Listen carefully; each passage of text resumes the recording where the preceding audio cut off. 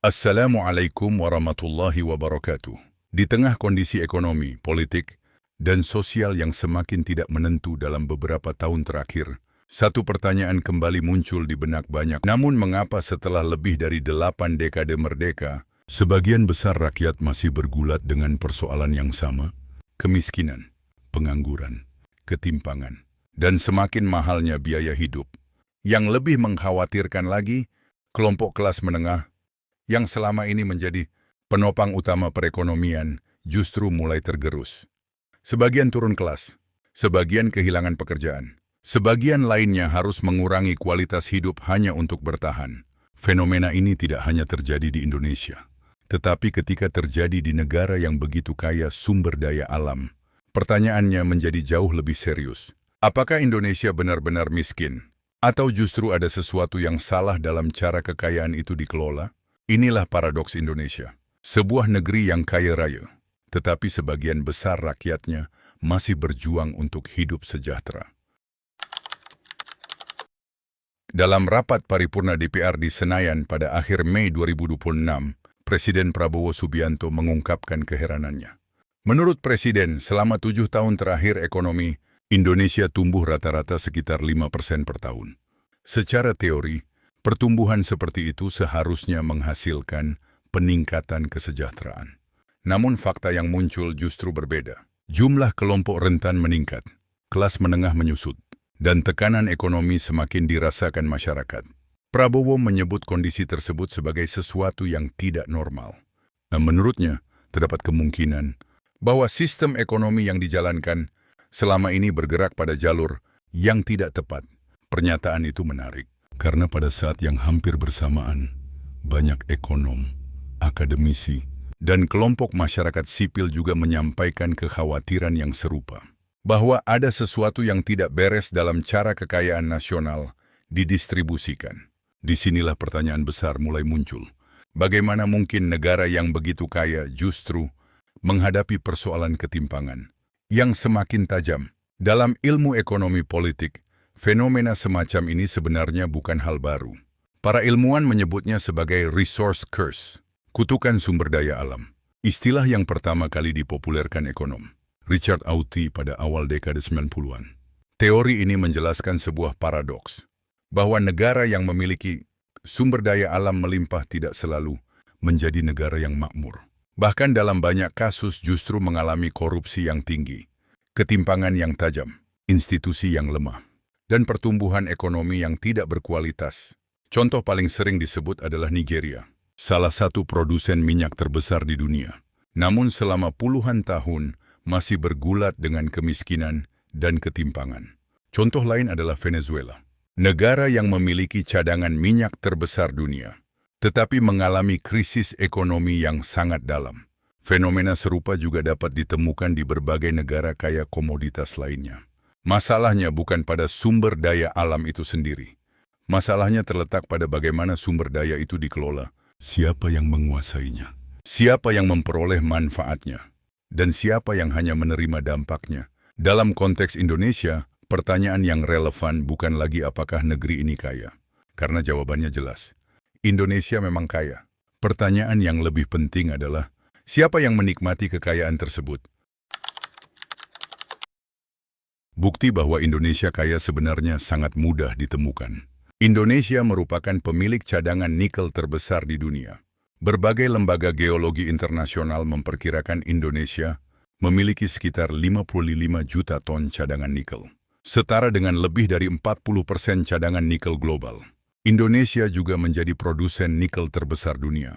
Selain itu, Indonesia termasuk salah satu eksportir batu bara terbesar di dunia. Cadangan emas tersebar dari Papua hingga Nusa Tenggara. Cadangan tembaga termasuk yang terbesar di dunia. Belum lagi timah, bauksit, gas alam, dan berbagai komoditas strategis lainnya. Dari Sumatera hingga Papua. Dari Kalimantan hingga Sulawesi. Kekayaan alam Indonesia merupakan fakta, bukan mitos. Namun sejarah dunia menunjukkan bahwa kekayaan sumber daya alam tidak otomatis menghasilkan kemakmuran. Jepang hampir tidak memiliki sumber daya alam yang berarti, namun berhasil menjadi kekuatan ekonomi global. Singapura nyaris tidak memiliki sumber daya alam, namun mampu menjadi salah satu negara dengan pendapatan per kapita tertinggi di dunia. Korea Selatan juga bukan negara yang kaya komoditas, tetapi berhasil membangun industri manufaktur dan teknologi yang kuat. Sebaliknya, banyak negara yang kaya minyak, gas, dan mineral justru mengalami ketimpangan dan krisis berkepanjangan. Karena itu persoalan sesungguhnya bukan seberapa kaya suatu negara, melainkan seberapa baik negara tersebut mengelola kekayaannya. Dan disinilah paradoks Indonesia mulai terlihat semakin jelas. Karena di tengah kekayaan alam yang begitu besar, tekanan ekonomi justru semakin dirasakan oleh masyarakat. Nilai tukar rupiah mengalami tekanan, biaya hidup meningkat, harga energi naik, lapangan kerja formal semakin sulit diperoleh. Sementara berbagai laporan menunjukkan kelas menengah terus mengalami penyusutan. Pertanyaannya kemudian menjadi semakin spesifik. Jika Indonesia memang kaya, mengapa sebagian besar rakyat tidak ikut merasakan kekayaan itu? Untuk menjawabnya, kita perlu melihat bagaimana kekayaan nasional didistribusikan dan siapa yang memperoleh bagian terbesar dari pertumbuhan ekonomi tersebut. Jika kekayaan alam Indonesia memang nyata, lalu siapa yang menikmati hasilnya? Pertanyaan inilah yang membawa kita pada temuan-temuan menarik. Di tengah tekanan ekonomi yang dirasakan sebagian besar masyarakat, segelintir kelompok usaha justru mengalami pertumbuhan kekayaan sangat signifikan. Laporan Center of Economic and Law Studies, CELIOS, yang dirilis pada 2026, menunjukkan total kekayaan 50 orang terkaya Indonesia mencapai sekitar 4.650 triliun. Jumlah yang sangat besar, bahkan setara dengan kekayaan puluhan juta penduduk Indonesia. Yang menarik, sebagian besar kekayaan tersebut memiliki keterkaitan langsung maupun tidak langsung dengan sektor sumber daya alam. Mulai dari pertambangan, energi, perkebunan, hingga industri berbasis komoditas. Temuan ini tidak otomatis menunjukkan adanya pelanggaran hukum, namun menunjukkan satu hal penting, bahwa manfaat ekonomi dari pengelolaan sumber daya alam tidak tersebar merata. Kekayaan memang tumbuh, tetapi pertanyaan besarnya adalah, siapa yang menikmatinya? CELIOS mencatat bahwa pertumbuhan kekayaan kelompok super kaya berlangsung jauh lebih cepat dibanding pertumbuhan kesejahteraan masyarakat umum. Dalam laporan tersebut, disebutkan bahwa akumulasi kekayaan kelompok oligarki meningkat miliaran rupiah setiap hari, sementara kenaikan pendapatan sebagian besar pekerja bergerak jauh lebih lambat. Kesenjangan seperti ini tidak hanya mencerminkan perbedaan pendapatan, tetapi juga menunjukkan perbedaan kemampuan mengakumulasi aset. Dan dalam jangka panjang, asetlah yang menentukan posisi ekonomi seseorang. Rumah, tanah, saham, perusahaan, hak pengelolaan sumber daya, semua itu menghasilkan keuntungan yang terus bertambah dari waktu ke waktu. Sementara masyarakat yang hidup hanya dari upah harus bekerja lebih keras hanya untuk mempertahankan tingkat kehidupan yang sama. Fenomena inilah yang oleh sebagian ekonom disebut sebagai growth without prosperity, pertumbuhan tanpa kemakmuran.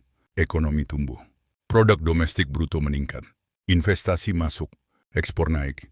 Namun manfaat pertumbuhan tersebut tidak sepenuhnya dirasakan oleh mayoritas masyarakat. Secara statistik, negara terlihat berkembang, tetapi pada saat yang sama, banyak keluarga justru merasa hidup semakin berat. Inilah yang membuat pertumbuhan ekonomi dan kesejahteraan rakyat tidak selalu berjalan beriringan. Masalah ini menjadi semakin serius ketika kelompok kelas menengah mulai tertekan. Dalam banyak negara, kelas menengah merupakan mesin utama pertumbuhan ekonomi. Mereka membeli rumah, mereka membeli kendaraan, mereka membangun usaha, mereka menciptakan lapangan kerja. Dan mereka menjadi penggerak utama konsumsi domestik. Karena itu para ekonom sering menyebut kelas menengah sebagai tulang punggung stabilitas, ekonomi dan politik. Ketika kelas menengah menyusut, daya beli ikut melemah. Konsumsi rumah tangga menurun, investasi produktif berkurang. Dan perekonomian menjadi semakin bergantung pada belanja negara serta kelompok usaha besar. Dalam jangka panjang, kondisi seperti ini menciptakan ekonomi yang tampak sehat dari luar, namun rapuh di dalam. Sebuah ekonomi yang bertumbuh, tetapi gagal menciptakan kemakmuran yang merata. Menurut data Badan Pusat Statistik, Gini rasio Indonesia masih berada pada tingkat yang menunjukkan adanya ketimpangan distribusi pendapatan. Memang Indonesia bukan negara dengan tingkat ketimpangan tertinggi di dunia.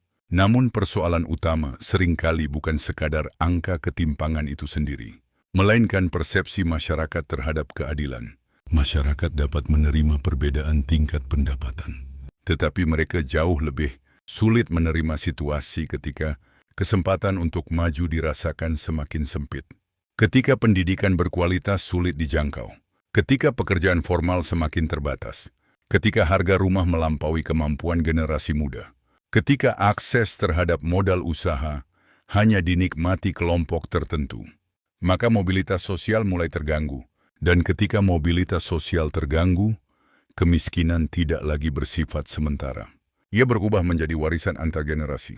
Anak yang lahir dari keluarga miskin memiliki peluang lebih kecil untuk memperoleh pendidikan terbaik, peluang lebih kecil untuk membangun usaha, peluang lebih kecil untuk mengakumulasi aset. Akibatnya, ketimpangan terus direproduksi dari satu generasi ke generasi berikutnya.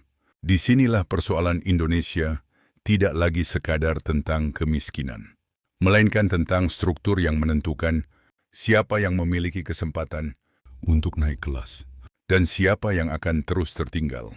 Pertanyaan berikutnya adalah, mengapa struktur semacam ini bisa terbentuk? Mengapa kekayaan yang sangat besar justru cenderung terkonsentrasi pada kelompok yang sama? Untuk menjawab pertanyaan itu, kita harus masuk ke wilayah yang lebih dalam. Wilayah tempat ekonomi bertemu dengan politik. Wilayah tempat kekayaan bertemu dengan kekuasaan. Wilayah yang oleh sebagian ilmuwan politik disebut sebagai oligarki. Pada periode 2019 hingga 2026, kekayaan 50 orang terkaya Indonesia meningkat hampir 2 kali lipat. Dari sekitar 2.500 triliun menjadi lebih dari 4.600 triliun. Pertumbuhan yang luar biasa cepat. Bagi sebagian ekonom, fenomena ini bukan sekadar persoalan bisnis, melainkan juga persoalan politik. Karena dalam praktiknya, kekayaan dan kekuasaan jarang berjalan sendiri-sendiri. Keduanya seringkali saling menguatkan. Kekayaan membuka akses terhadap kekuasaan, dan kekuasaan membuka akses terhadap peluang ekonomi yang lebih besar. Chelios menyebut fenomena ini sebagai gejala menguatnya konsentrasi, kekayaan dan pengaruh politik pada kelompok elit tertentu. Istilah yang digunakan cukup provokatif, republik oligarki. Sebuah kondisi ketika kekuatan ekonomi dan kekuatan politik semakin terkonsentrasi pada kelompok yang sama. Konsep ini sebenarnya bukan sesuatu yang baru. Ilmuwan politik Jeffrey Winters telah lama meneliti fenomena oligarki di Indonesia. Menurut Winters, oligarki bukanlah sekadar keberadaan orang-orang kaya, melainkan kemampuan kelompok kaya untuk menggunakan sumber daya yang mereka miliki guna, mempertahankan dan memperluas kekayaannya. Dalam sistem seperti ini, demokrasi tetap berjalan, pemilu tetap dilaksanakan, partai politik tetap berkompetisi, lembaga negara tetap berfungsi. Namun kemampuan memengaruhi kebijakan publik tidak tersebar secara merata.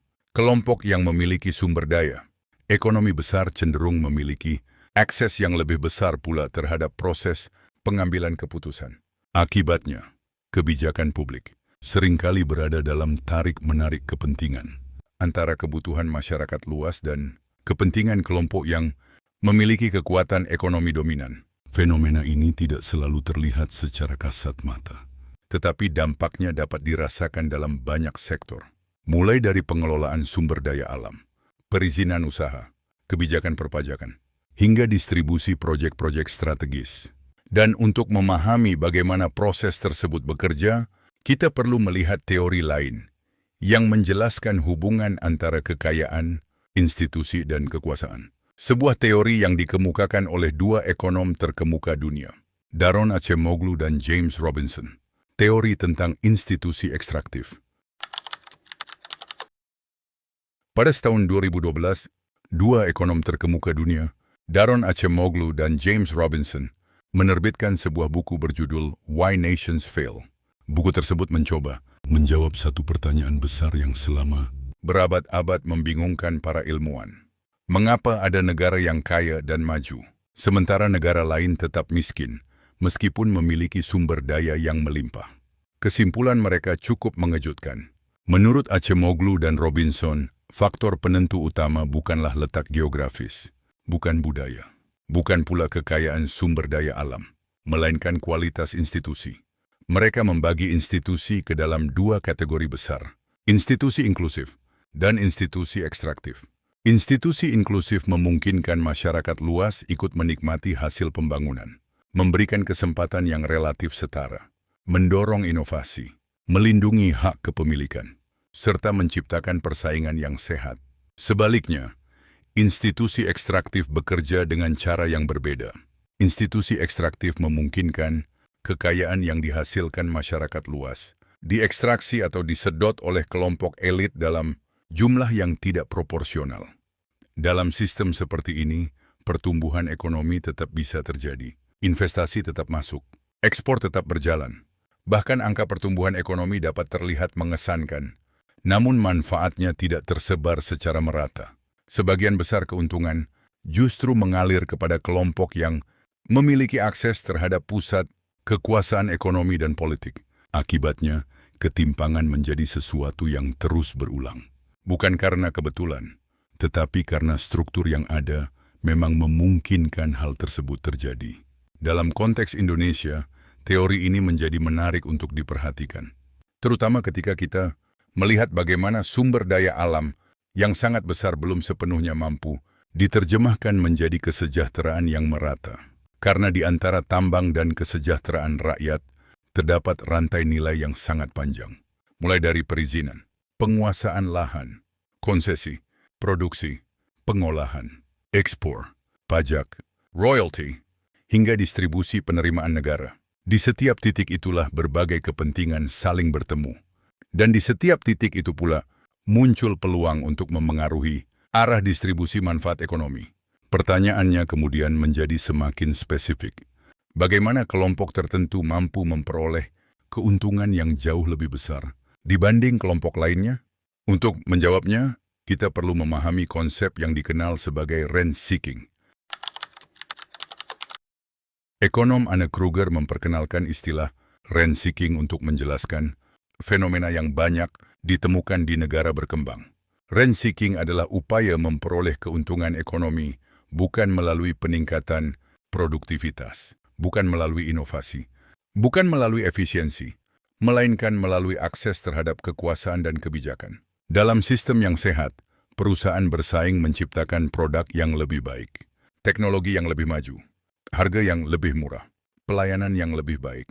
Namun dalam sistem yang dipenuhi praktik rent-seeking, keberhasilan seringkali ditentukan oleh faktor lain. Siapa yang memiliki akses, siapa yang memiliki koneksi, siapa yang paling dekat dengan pusat pengambilan keputusan. Akibatnya, persaingan menjadi tidak sepenuhnya setara. Sumber daya ekonomi tidak selalu mengalir kepada pihak yang paling produktif, melainkan kepada pihak yang memiliki akses paling besar terhadap kekuasaan. Fenomena semacam ini tidak hanya berdampak pada dunia usaha, tetapi juga terhadap kualitas demokrasi. Karena ketika keuntungan ekonomi sangat bergantung pada kebijakan publik, maka kelompok ekonomi besar memiliki insentif yang kuat untuk memengaruhi proses politik. Mereka membutuhkan akses, mereka membutuhkan pengaruh, mereka membutuhkan kepastian bahwa kepentingan ekonominya tetap terlindungi. Disinilah hubungan antara modal dan kekuasaan menjadi semakin erat. Dan disinilah kita mulai memasuki wilayah yang oleh para ilmuwan politik disebut sebagai state capture. Dalam literatur tata kelola pemerintahan, terdapat konsep yang cukup penting. Namanya state capture, penguasaan negara. State capture tidak selalu berarti kudeta, tidak selalu berarti pelanggaran hukum, tidak selalu berarti konspirasi rahasia. State capture adalah kondisi ketika kelompok ekonomi tertentu memiliki kemampuan sangat besar untuk memengaruhi pembentukan kebijakan publik. Melalui jaringan, melalui akses, melalui kedekatan, melalui pengaruh ekonomi. Dalam situasi seperti ini, negara tetap bekerja, parlemen tetap ada, pemerintah tetap berjalan, pemilu tetap dilaksanakan. Namun tidak semua kelompok masyarakat punya kemampuan sama untuk memengaruhi kebijakan. Kelompok yang memiliki sumber daya Ekonomi jauh lebih besar cenderung memiliki akses lebih besar pula. Karena itulah dalam politik modern, kekuasaan tidak selalu identik dengan jabatan. Kekuasaan seringkali berarti kemampuan memengaruhi keputusan, kemampuan menentukan aturan permainan, kemampuan memperoleh akses terhadap sumber daya bernilai sangat besar. Dan ketika berbicara mengenai sumber daya bernilai besar di Indonesia, sulit mengabaikan sektor pertambangan.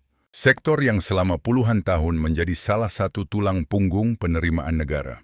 Sektor yang menghasilkan keuntungan luar biasa besar. Dan sekaligus menjadi salah satu arena perebutan pengaruh yang paling strategis.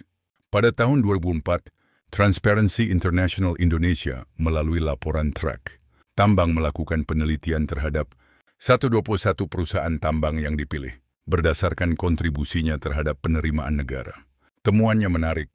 Laporan tersebut menemukan puluhan perusahaan memiliki direksi atau komisaris yang tergolong sebagai Politically Exposed Persons atau PEP, jumlahnya lebih dari 100 individu. Penting untuk dipahami, PP bukan pelaku korupsi, PEP bukan pelanggar hukum.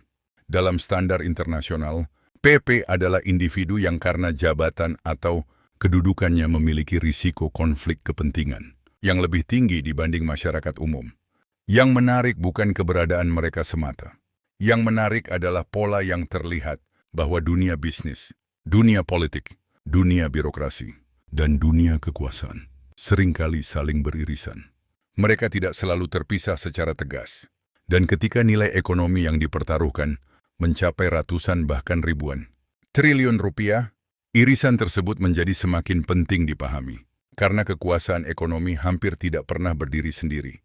Ia selalu mencari akses politik, dan kekuasaan politik juga selalu membutuhkan dukungan ekonomi. Hubungan timbal balik ini menjadi tema sentral dalam ekonomi politik modern. Dan hubungan ini juga membantu menjelaskan mengapa pengambilan keputusan publik seringkali jauh lebih kompleks daripada yang nampak. Namun bagaimana hubungan modal dan kekuasaan memengaruhi kualitas demokrasi? Untuk menjawabnya, kita perlu melihat bagaimana struktur politik bekerja, khususnya di parlemen, tempat kebijakan publik seharusnya diuji, diawasi, dan dikoreksi. Salah satu kesalahpahaman yang sering muncul dalam diskusi publik adalah anggapan bahwa demokrasi otomatis menjamin keadilan ekonomi, padahal keduanya tidak selalu berjalan beriringan. Sebuah negara dapat memiliki pemilu yang bebas, dapat memiliki banyak partai politik, dapat memiliki parlemen, dapat memiliki kebebasan pers. Namun apabila sebagian besar sumber daya ekonomi terkonsentrasi pada kelompok yang sama, maka ruang pengambilan keputusan publik tidak lagi sepenuhnya setara. Dalam kondisi seperti ini, demokrasi memang tetap berjalan, tetapi pengaruh terhadap arah kebijakan menjadi tidak merata. Suara rakyat tetap penting. Namun suara pemilik sumber daya ekonomi yang besar seringkali memiliki daya jangkau yang lebih luas. Dan mereka dapat membiayai aktivitas politik, mereka dapat membangun jaringan pengaruh. Mereka dapat mengakses pusat-pusat pengambilan keputusan yang tidak mudah dijangkau masyarakat biasa. Karena itu, dalam banyak negara, ketimpangan ekonomi yang terlalu besar pada akhirnya akan mempengaruhi kualitas demokrasi itu sendiri. Demokrasi tetap hidup, tetapi kemampuan masyarakat untuk mengoreksi arah kebijakan menjadi semakin terbatas. Fenomena ini bukan hanya terjadi di Indonesia. Ia ditemukan di banyak negara berkembang, bahkan di sejumlah negara maju.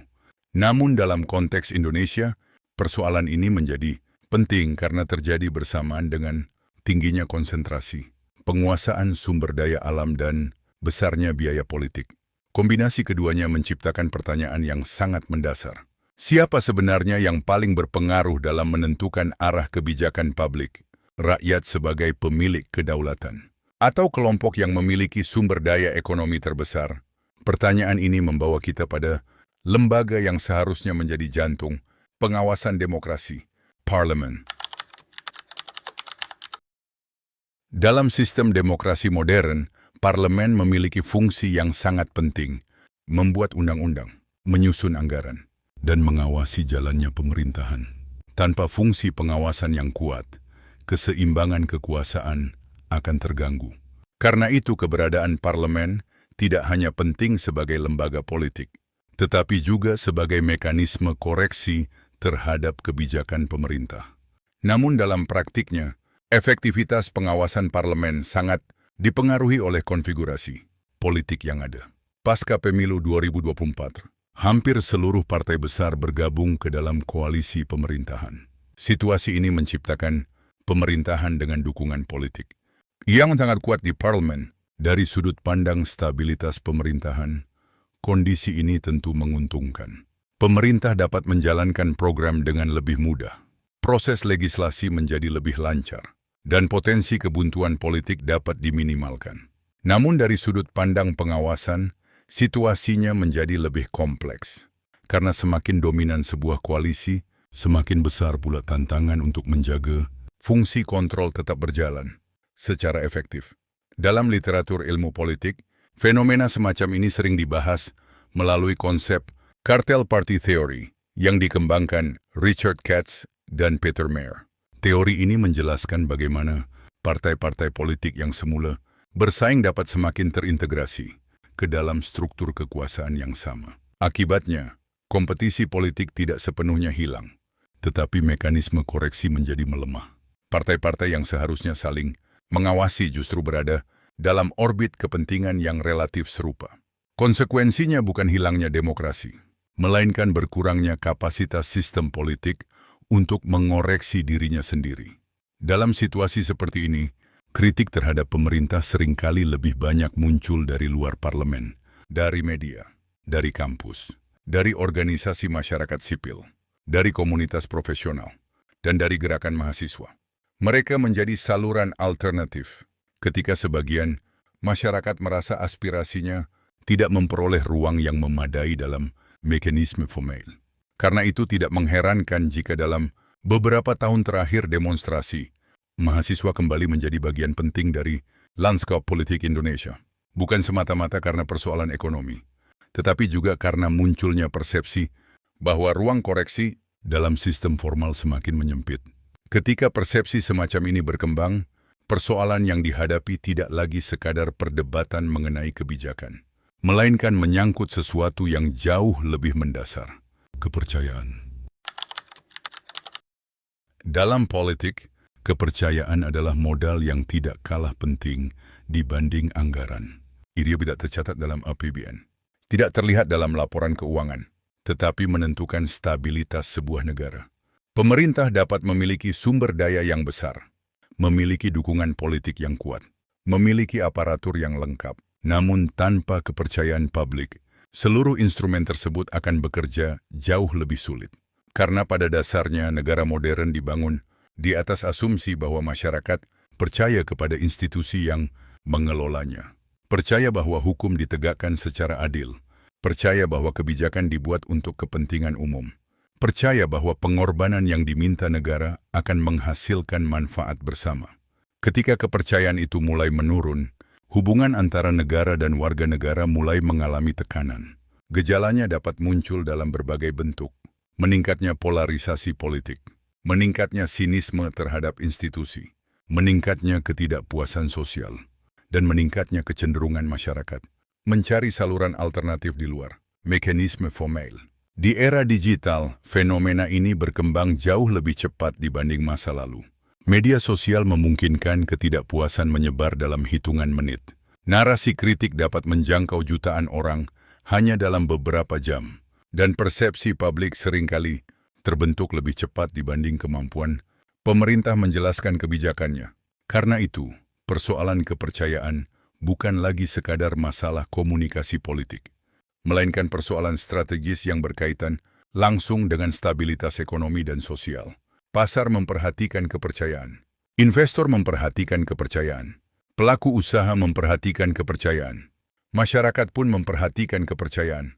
Ketika tingkat kepercayaan menurun, biaya ekonomi yang muncul seringkali jauh lebih besar daripada yang terlihat di permukaan. Dan ketika kepercayaan mulai terkikis secara terus-menerus, negara memasuki fase yang oleh sejumlah ilmuwan politik disebut sebagai krisis legitimasi. Francis Fukuyama menyebut kepercayaan sebagai fondasi utama kapasitas negara modern. David Easton menyebutnya sebagai dukungan terhadap sistem politik. Sementara Jürgen Habermas menggunakan istilah krisis legitimasi untuk menggambarkan situasi ketika masyarakat mulai meragukan apakah institusi masih bekerja demi kepentingan umum. Ketiganya berbeda pendekatan, namun memiliki kesimpulan yang serupa, bahwa negara tidak hanya berdiri di atas hukum, negara tidak hanya berdiri di atas kekuasaan, negara juga berdiri di atas kepercayaan. Selama masyarakat percaya bahwa sistem bekerja secara adil, berbagai persoalan masih dapat dikelola. Krisis ekonomi dapat diatasi, konflik politik dapat diselesaikan, pengorbanan sosial dapat diterima. Namun ketika kepercayaan mulai hilang, persoalannya menjadi jauh lebih rumit. Karena yang dipertaruhkan bukan lagi sekadar kebijakan, melainkan legitimasi. Dan legitimasi adalah fondasi yang memungkinkan sebuah negara menjalankan kewenangannya secara efektif. Maka pada akhirnya, pertanyaan terbesar dalam dokumenter ini bukanlah apakah Indonesia kaya atau miskin. Data menunjukkan Indonesia adalah negara yang kaya, sangat kaya, dengan cadangan nikel terbesar dunia, dengan kekayaan mineral yang melimpah, dengan sumber daya alam yang menjadi rebutan banyak negara. Persoalan sesungguhnya bukan terletak pada jumlah kekayaan yang dimiliki, melainkan bagaimana kekayaan itu dikelola, bagaimana ia didistribusikan, dan siapa yang memperoleh manfaat terbesar darinya. Sejarah Indonesia bukanlah sejarah kekurangan sumber daya. Sejarah Indonesia adalah sejarah tentang bagaimana kekayaan tersebut dikelola. Karena itu, pertanyaan terbesar yang harus dijawab bangsa ini bukan lagi berapa banyak nikel, emas, batu bara, tembaga, atau bauksit yang tersimpan di perut bumi. Melainkan, apakah kekayaan itu benar-benar mampu mengangkat kehidupan mayoritas rakyat? Ataukah hanya terus berputar dalam lingkaran yang sama, dari elit kepada elit, dari generasi ke generasi? Sebab, sejarah menunjukkan bahwa banyak negara tidak runtuh karena kekurangan sumber daya. Banyak negara justru mengalami krisis ketika rakyat mulai kehilangan keyakinan bahwa sistem masih bekerja untuk mereka. Dan ketika rakyat mulai bertanya kemana perginya kekayaan bangsa, sesungguhnya yang sedang dipertaruhkan bukan hanya angka pertumbuhan ekonomi, bukan hanya nilai tukar rupiah, bukan hanya APBN, melainkan sesuatu yang jauh lebih besar, kepercayaan. Dan pada akhirnya, masa depan Indonesia sendiri.